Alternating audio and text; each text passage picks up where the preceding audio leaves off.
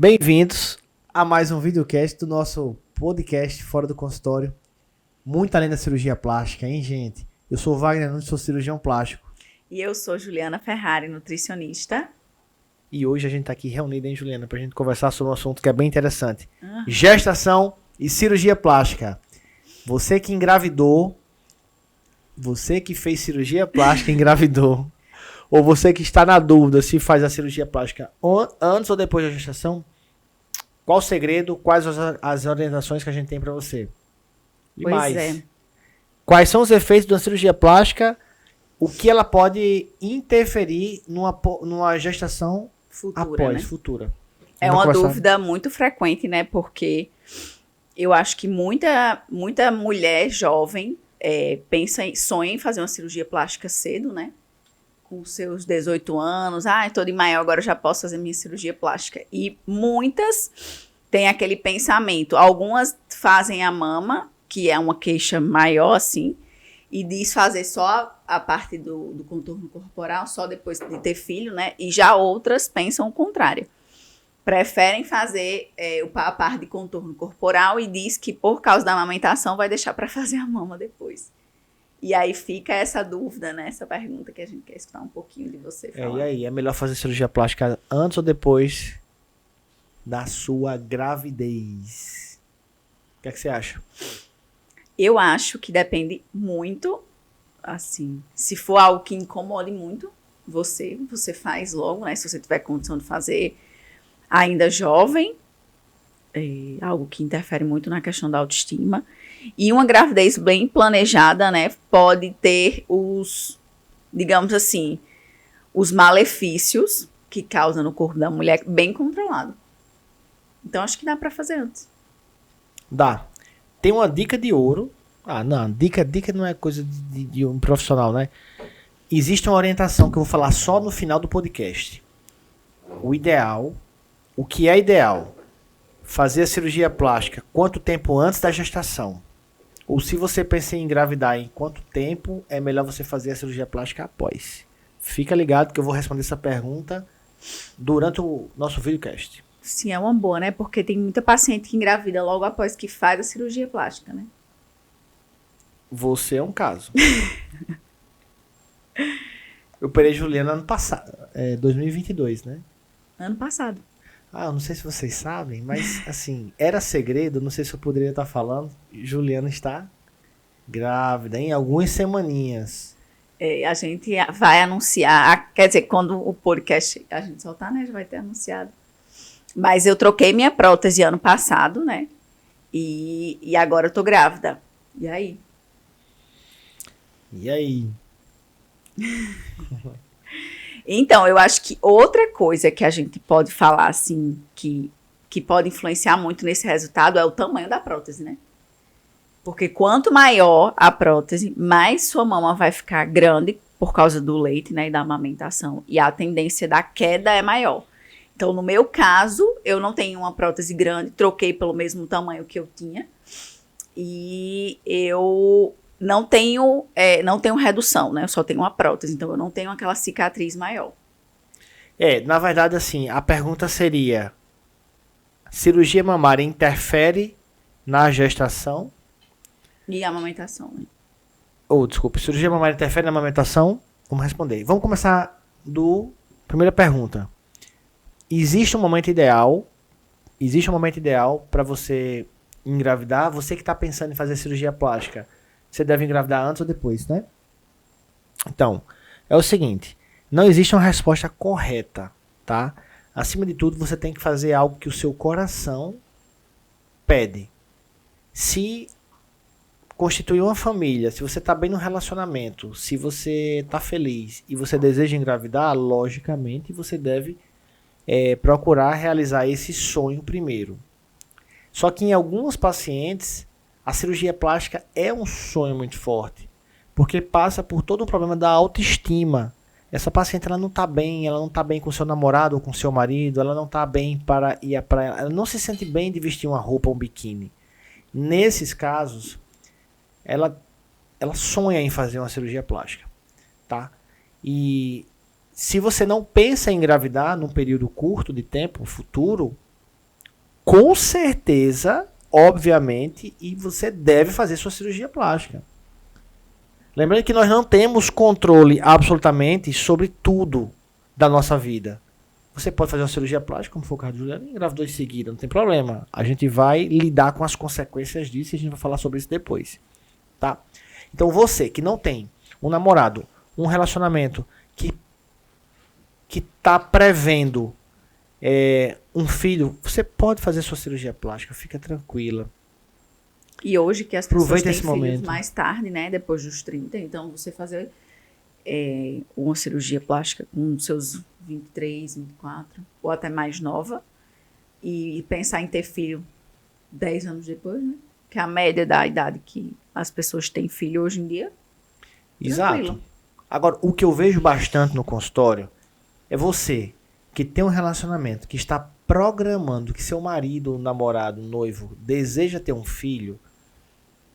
Você quer fazer uma cirurgia plástica e você está programando ter um filho. Então, nesses casos, a gente tem que ligar um alerta. Vamos ligar um alerta. Se essa programação ela se dará nos próximos anos, a minha recomendação, assim como profissional cirurgião plástico, é que você não engravide, não faça sua cirurgia plástica, tá? Que você aproveite esse momento, que você se dedique, que você fique com sua família, constitua sua família de uma forma bem natural e curta esse momento. Porque a cirurgia plástica ela é um investimento. Para você fazer uma cirurgia, não é apenas você ir para um centro cirúrgico e ser operada. Você tem que partir do princípio que você está mudando um lifestyle, que você está buscando melhorar. Buscando melhorar sua performance física, sua performance mental, seu dia a dia, sua rotina, treinando, fazendo uma boa alimentação. E a gente sabe que a gravidez, você pode fazer isso tudo na gravidez, mas que é mais difícil e que muitas mulheres não conseguem. Então, como é um investimento grande fazer uma cirurgia plástica, a minha recomendação é, se você está prevendo ter filhos em um curto período de tempo, não faça cirurgia, constitua sua família, amamente seu filho o tempo que for necessário, seguindo as orientações do seu médico pediatra, tá certo? E só depois você vai parar, quando você parar de amamentar, 6 meses após o término da amamentação, olha só o que eu estou falando, 6 meses após o término da amamentação, você vai começar a pensar em fazer sua cirurgia plástica. Exatamente. E com relação à técnica, interfere uma coisa ou outra? Ou prótese, ou redução de mama, ou mamoplastia, ou implante submuscular? Com relação à técnica, de fato, vamos lá. A cirurgia plástica, existe uma versatilidade de técnicas, uma diversidade de técnicas. Então é muito específico você oferecer um bom resultado a uma paciente. Falando em cirurgia mamária, você está falando de cirurgia mamária, né? Com relação à cirurgia mamária, tá? O grande ponto, o ponto de maior importância é o grau de intervenção na mama. É possível fazer uma cirurgia mamária e você não ter absolutamente nenhum comprometimento na sua amamentação, desde que você tenha um grau de intervenção menor. Wagner, o que é um grau de intervenção cirúrgico menor? Quando você fizer sua cirurgia mamária, por exemplo, se você colocar apenas uma prótese, nós não estamos mexendo, nem estamos ressecando, nós não estamos realizando nenhuma intervenção na parte da glândula, na região glandular. E principalmente, atrás do mamilo e da areola tem os ductos lactíferos. Essa região, ela não vai ser mexida, tá? Consequentemente, você vai amamentar normalmente. Então, o caso de Juliana, por exemplo, que fez uma cirurgia de troca de prótese, não tem mastopexia, a gente espera que ela amamente normalmente. Lembrando que a amamentação, ela é multifatorial. Você ter uma boa amamentação é um fator multifatorial. Depende de várias coisas. É necessário que você tenha um psicológico bom, que você esteja segura, que você esteja num ambiente que você esteja se sentindo acolhida. Hoje em dia é muito importante a questão de você ter uma pessoa que faça esse auxílio, né? na pega. A pega correta faz toda a diferença. Então, muita gente, às vezes, não consegue amamentar ou teve algum outro problema e culpa muito a cirurgia plástica, né? Então, isso daí é muito importante. Você ter um auxílio de... Hoje em dia tem várias pessoas que são especializadas nisso, usar laser para fazer a pega correta, levar esse profissional no hospital já para sair com a amamentação correta. E eu acho que isso aí também faz uma diferença grande. Veja só, se você fizer uma cirurgia com pouco grau de intervenção, você vai amamentar normalmente, tá? É o caso de cirurgias de aumento mamário simples. Seja submuscular ou seja subglandular, tá? Por baixo ou por cima do músculo, se você apenas colocar um implante, você vai amamentar normalmente.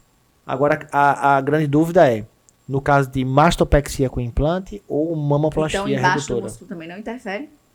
Não interfere. Entenda, o que vai determinar que possa existir alguma interferência na amamentação é o grau de intervenção na glândula mamária. Para você colocar uma prótese, imagina que você tem sua mama, que é a pele, a glândula mamária e o músculo peitoral. Se você colocar uma prótese embaixo do músculo, você não está nem mexendo, você não está nem chegando perto da sua glândula mamária. Então você não tem nenhuma interferência nessa região, você vai amamentar normalmente.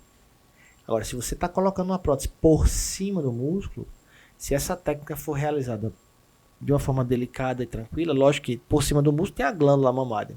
Existe um plano de clivagem. Se você pensar na mama, tem a glândula e tem um músculo. Existe um plano de clivagem que você vai descolando ali e é possível você colocar um implante nessa região e não ter nenhuma interferência e nenhum trauma maior na glândula. Você vai amamentar normalmente. A grande dúvida é na mamoplastia e mastopexia, porque existem ressecções e intervenções mamárias nessa cirurgia. Haverá ou não prejuízo na amamentação? O que é que você acha? Eu acho que depende também da técnica utilizada, né? Dos cuidados que essa cirurgia venha a prejudicar ou não as glândulas, né? Exato. Então vamos lá, é o seguinte. A resposta é a mesma. Depende do grau de intervenção. Pacientes que têm uma mama pequena, uma mama sem tanto volume mamário, qual o trauma que eu vou fazer para fazer uma cirurgia nela? Mínimo. A mama cai um pouco para a lateral, a paciente está com um pouco... ela tem a mama um pouco caída. A gente vai fazer o quê? Uma mastopexia. Nós não vamos causar uma grande lesão nessa glândula. Ela vai amamentar normalmente. Pacientes que têm... Talvez um pouco menos de leite ou não. Uma produção menor, não, né? Não. Olha, uma forma simples de você imaginar. Pensa na sua areola e o mamilo. Atrás da sua areola e mamilo está a maior quantidade de ductos lactíferos. Tá certo? A glândula mamária a mama ela é composta por glândula mamária e tecido adiposo, que é a gordura. Tá? Na região medial, na região lateral, normalmente tem um pouco de glândula com tecido adiposo. Mas naquela região atrás do mamilo é onde tem a maior quantidade de ductos lactíferos. Se você fizer uma cirurgia mamária, preservando esse tecido glandular, 2 a 3 dedos abaixo do mamilo da areola, você está preservando a produção de leite. Tá certo? Muitas pacientes têm um excesso de glândula mamária lateral. Esse excesso de mama você pode tratar facilmente numa mamoplastia e fazer com segurança e ela vai amamentar normalmente. Eu tenho vários casos. Não, vários casos não, porque não é comum a paciente que faz uma cirurgia mamária engravidar. Mas eu tenho vários casos de pacientes que fizeram cirurgia comigo mamária e elas engravidaram. E elas mandaram mensagens para mim agradecendo, como se eu tivesse feito algo assim, acima do esperado. Não. Desde que você tenha uma técnica perfeita e um cirurgião plástico ele é treinado para isso, para preservar essa região, tá? Você vai amamentar normalmente. Agora vamos lá. Chega uma paciente no meu consultório com a gigantomastia. Gigantomastia é aquela paciente que tem uma mama gigante que eu vou retirar mais de 500 gramas de tecido mamário de cada lado, tá? Uma gigantomastia, essa paciente tem muita glândula mamária, ela tem tecido adiposo, que é gordura, e ela tem excesso de pele, bastante. A pele já sofrida, aquela mama caída, aquela mama que vem bater aqui praticamente já na cicatriz umbilical, no umbigo, certo? Imagina só o trauma cirúrgico que preciso fazer nessa mama para oferecer uma mama simétrica, com um volume menor, um tamanho 44, 42, bem posicionada no tórax, com os mamilos bem projetadinhos na região que ela deseja. Então, o trauma cirúrgico é grande. Essa paciente provavelmente ela pode ter um problema na sua amamentação. Sim. Certo? Conseguimos evitar isso? A gente tenta. Qual é a prioridade dessa paciente? É a sua estética ou é engravidar e ter filhos?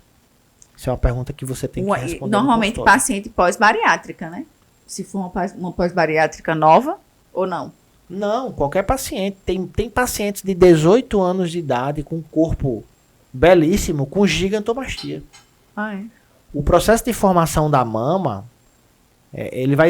a mama normalmente para de desenvolver uns 3, 4 anos depois da sua menarca, depois da menstruação, certo?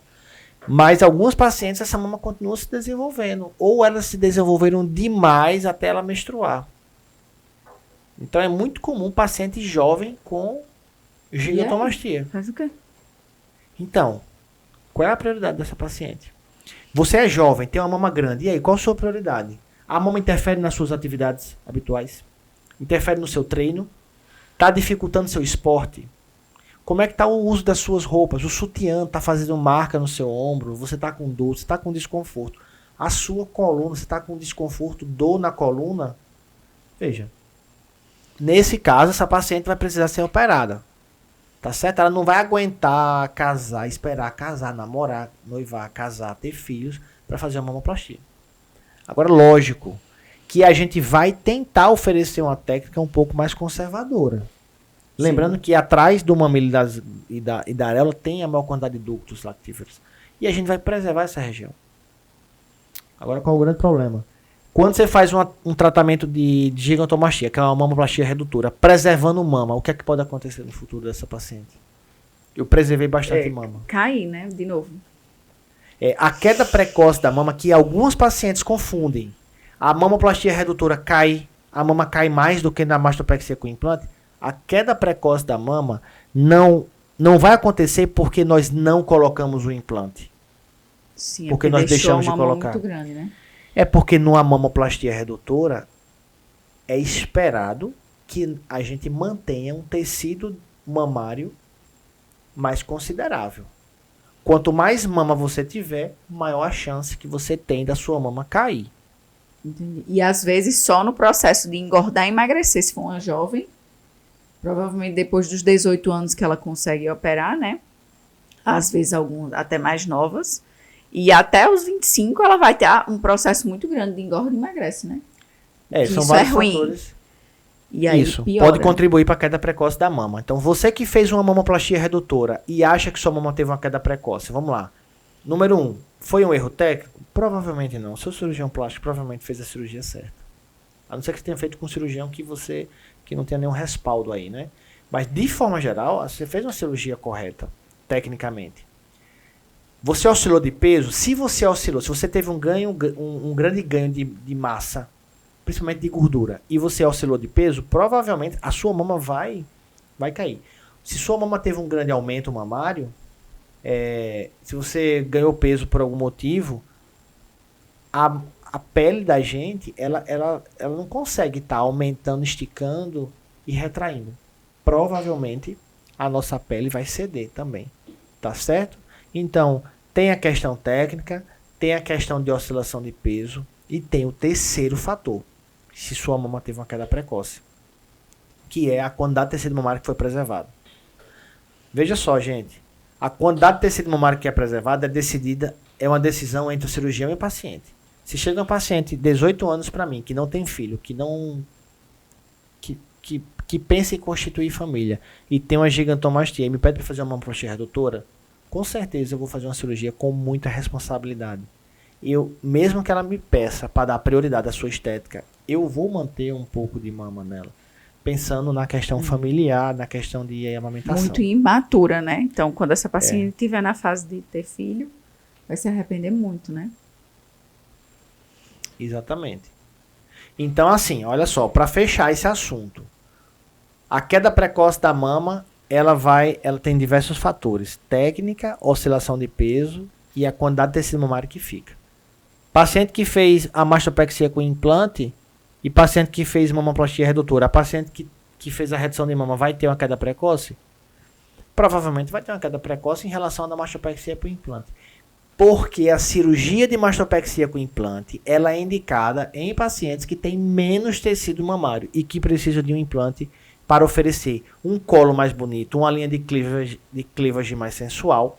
Consequentemente, essa paciente vai ter menos ressecção do tecido mamário.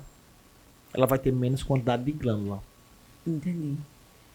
E aí, outra dúvida, na verdade, que foi esclarecida, né? A questão que eu acho que interfere muito é o tamanho da prótese também, né? Então, no meu caso, ou no caso de outra pessoa que tem a prótese, teoricamente, não vai interferir na amamentação.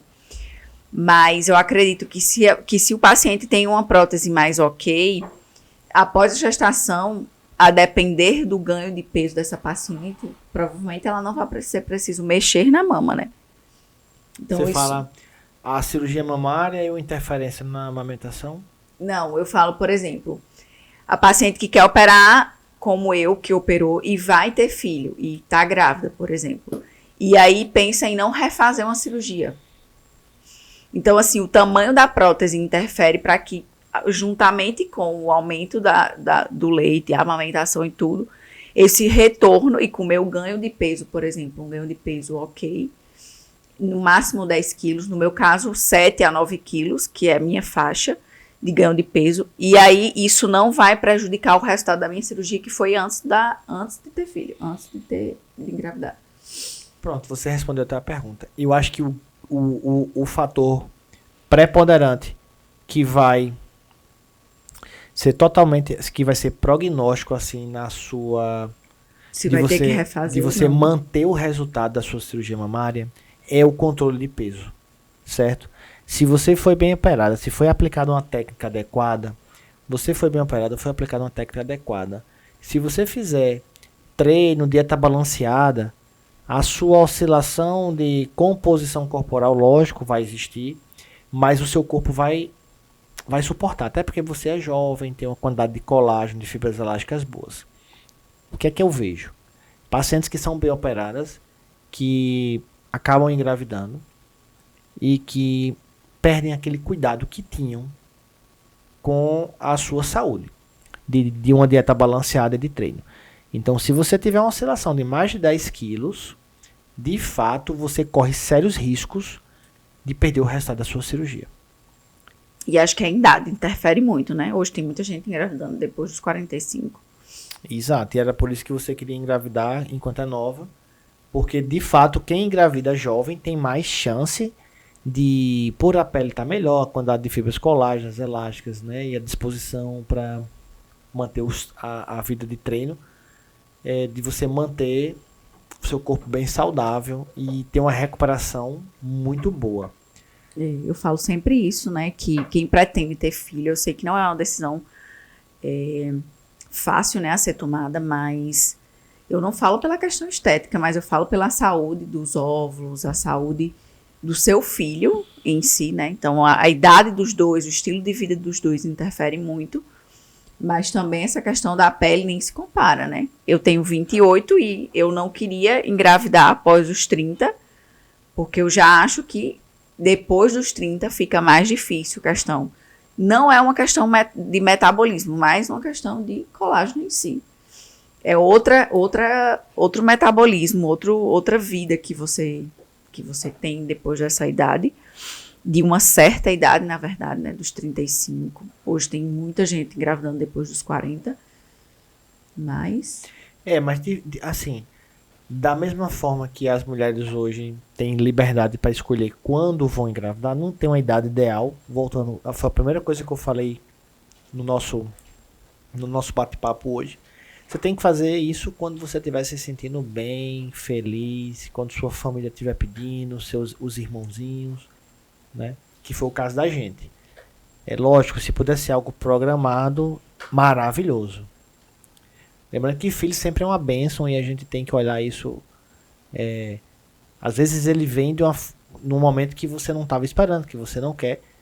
E você tem que se perguntar o porquê que Deus está mandando ele para você nesse momento. Mas assim, lógico, para aquelas famílias que podem se planejar, é bacana isso daí. E se você teve uma gravidez não planejada, nem tudo está perdido. Vamos ter calma, paciência. Agora, lógico, se você puder ter um foco e uma consultoria, uma nutricionista... Conseguir se cuidar, né? Tem uma consulta com um nutricionista, procura um personal que saiba cuidar de alunas que têm gravídicas.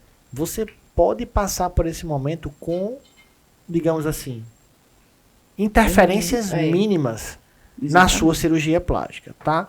Lembrando até porque essa questão do ganho de peso tá mais voltado para a saúde do seu filho do que para a sua estética. Então, assim, bebê mãe que não tem cuidado com a alimentação e tem diabetes gestacional ou a questão da pré-eclâmpsia, isso aí o mais prejudicado é o seu filho.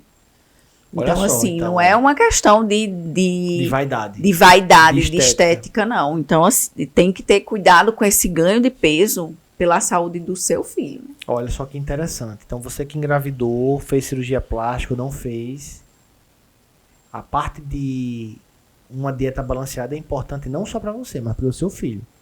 E eu nunca tinha parado para pensar nisso daí. Então você não tem que se cuidar para não perder sua cirurgia plástica. Você tem que se cuidar para você ter uma saúde do seu filho. Que legal isso daí, importante. Exatamente, né? Então, bebê que nasce prematuro, bebê que nasce gigante, que vai influenciar na questão do bebê, ter resistência à insulina na fase de criança, ser um bebê gordinho, bebê que já nasce enorme, isso daí tudo é por causa que a mãe teve diabetes gestacional, né? E hoje já tem até outros estudos que também está relacionando outras questões da saúde do próprio filho, né? Relacionado à parte de diabetes gestacional. Então, é algo que a gente tem que ter cuidado, não pela questão estética realmente, mas pela questão da saúde do próprio filho. E se programar, né? Fazer como você falou. Decidir se vai fazer essa cirurgia plástica antes, se vai esperar ter filho. Mesma coisa com a questão de contorno corporal, né? Eu acho que a parte de contorno corporal entra mais ainda nessa questão do ganho de peso, para que você evite aquela elasticidade de forma exagerada na pele, né? Os cuidados com a hidratação. Mas a lipo também pode ser feita antes, né?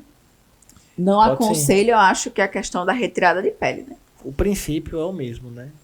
Lembrando, Juliana, que se aconteceu isso com você, mantenha um contato próximo com o seu cirurgião plástico.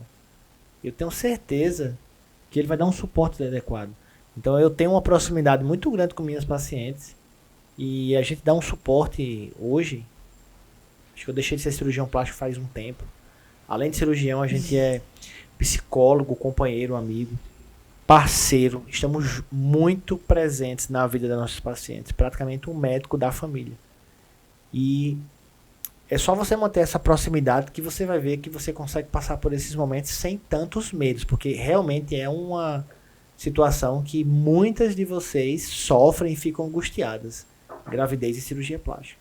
Tá? Você não vai perder sua cirurgia porque você engravidou uma vez. Talvez se você engravidar 2 vezes, realmente 2 gestações, a depender da idade que você tenha, pode ser que você coloque sua cirurgia aí aprender, mas tudo depende do estilo de vida, né? E com relação ao contorno corporal, que você falou realmente, ele é mais sensível a alterações de percentual de gordura, né? Então, se você está oscilando muito o peso, o contorno corporal ele vai sentir. Se você fizer uma lipoescultura e você começar a oscilar muito peso, pode ser que você note uma flacidez maior de pele, que você tenha que ressecar a pele, pode ser que você adquira novas gorduras localizadas. Se você fez uma lipoescultura com abdominoplastia e começou a oscilar peso, também isso pode acontecer. Você ter o controle, como de fato, por exemplo, eu acompanho o meu percentual Então, é muito mais fácil que depois, além de saber o caminho, né? Eu saiba quanto de gordura eu tinha, quanto eu quero voltar depois da gravidez. E você tem quando você tem essa, digamos assim, isso anotado, você já chegou lá, né? É mais fácil do que uma pessoa que engravida e depois não entende nem a própria composição. Não sabe nem o que está acontecendo, não sabe quantos % ficou após a cirurgia plástica, não tinha esse controle, não fazia controle de atividade física, não fazia controle nutricional, né? E aí fica perdida e às vezes é só tá 2 ou 3 quilos acima depois da cirurgia plástica, né? Mas a composição tá completamente diferente, exatamente por causa da gestação, que muda essa questão hormonal e faz com que a paciente desregule a parte toda hormonal, né? Tem muita gente que desenvolve o lipedema também após a gravidez. Exatamente. Ficou mais algum assunto pendente? Acho que só.